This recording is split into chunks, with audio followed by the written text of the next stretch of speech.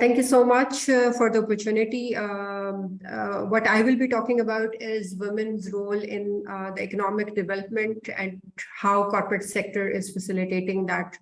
And how can we bring in more opportunities to accelerate that economic development of the country while women participation is improved in the country.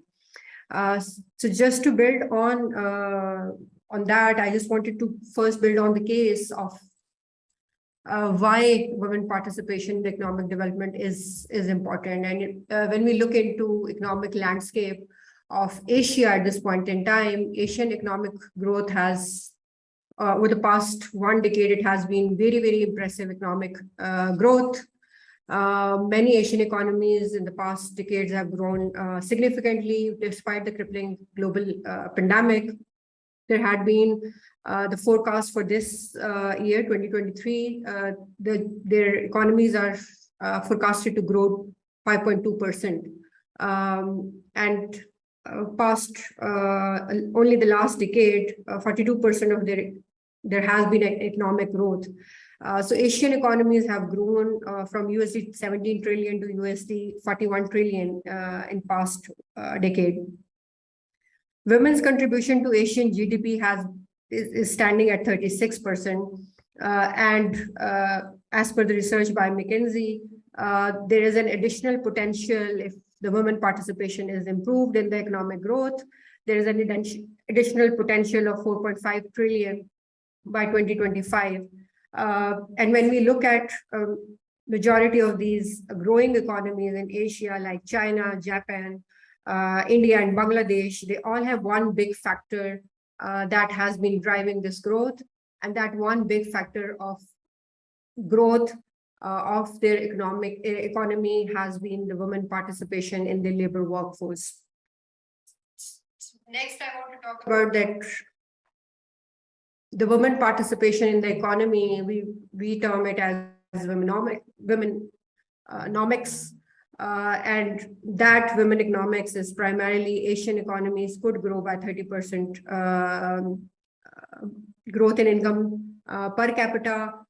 Women can occupy 40%. Women are occupying 40% entry-level position in Asian companies, and in Pakistan, if we bring the story closer to home, 21%. Women participation in the economic development or in terms of the corporate workforce is mostly at the entry level, which is, and that women workforce is mostly like 60% of that women workforce is mostly employed in the agriculture sector of the economy.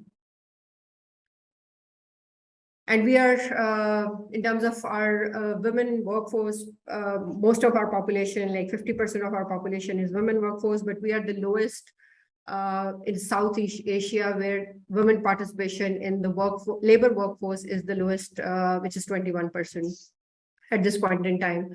What is stopping that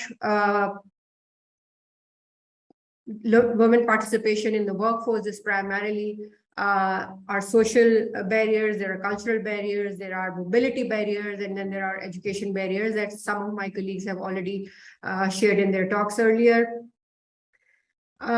In this current age, how can we improve most of these, and how can we bring more women force into the supply of labor market or supply of the talent? And that is primarily possible through technology, which was recently shared in terms of the education. Just looked into one of the use case of technology is education, so that education can be provided across the board to all. But technology is a great equalizer at this point in time, which can help us enable the universal access and connectivity of female across the board, be it in rural areas or urban areas, to the tools that can help them participate in the economic development of any country. And Pakistan is riding on that wave, that technological development or that digitization very well. And we have some really good use cases where technology has been working as great equalizer and providing access to the global economy to our women workforce. At Telenor, what we are really doing, and we're really proud of, that we have Easy Paisa, which is one of the most trusted fintech, which is serving 10 million plus customers. And that is also providing access to women in financial inclusion. Along with that, we have a lot of partnerships with and our own digital products, which are providing opportunities to women at different sectors to be connected and to use these tools. Like Sehat Kahani is primarily providing health solution to females who can utilize health services. Then we have a product called Khushal Zimedar, and Khushal Angan is particularly addressed to the agricultural economy, where the females farmers can have a lot of advisory services which can help females in rural areas to improve their income through serving milk to the communities, to improving their cattle feeds, and a lot of other services in these areas.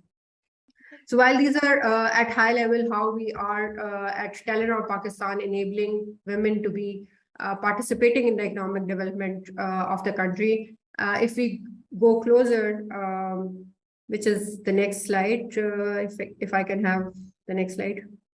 Yeah. So what we are doing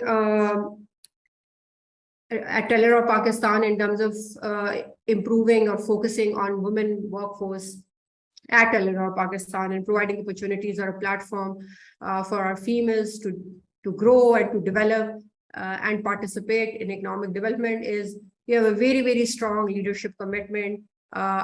Most of our leaders are male champions for change, so that they are supporting the He for She initiatives in the organization.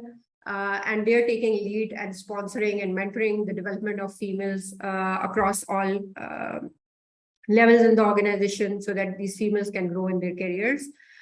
In terms of culture, Telenor Pakistan is recognized by multiple organizations as one of the most conducive workplace for females. Recently, we have just received a DNI award by Society for by SHRR, which is a global society which recognizes workplaces on the best practices.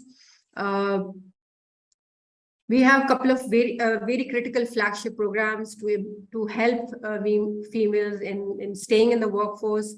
So a lot of challenges we were facing, that leaders were not hiring the females with a career break. So we have introduced 7 years back, we introduced a program, which is our flagship program called Naya Aagaz, the New Beginning, where we are helping females who have been on their career breaks.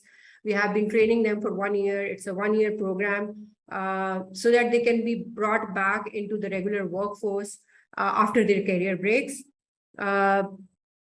There's a continuous 1-year development program for them, and they're then being placed on the regular roles. If we are unable to place all of those every year, we facilitate their hiring in rest of the corporate sector as well, because we have trained them for 1 year. So we really take pride in this Naya Aagaz program, which is a program that a lot of other Asian counterparts of Telenor Pakistan have recently introduced in their organizations, because we have some really good practices around this program. Along with that, we're also at Telenor a strong believer of that no corporate organization can do it alone. When you have to bring change, you have to partner with a lot of like-minded organization, with a lot of so that you create a complete ecosystem around the change that you want to drive in the society.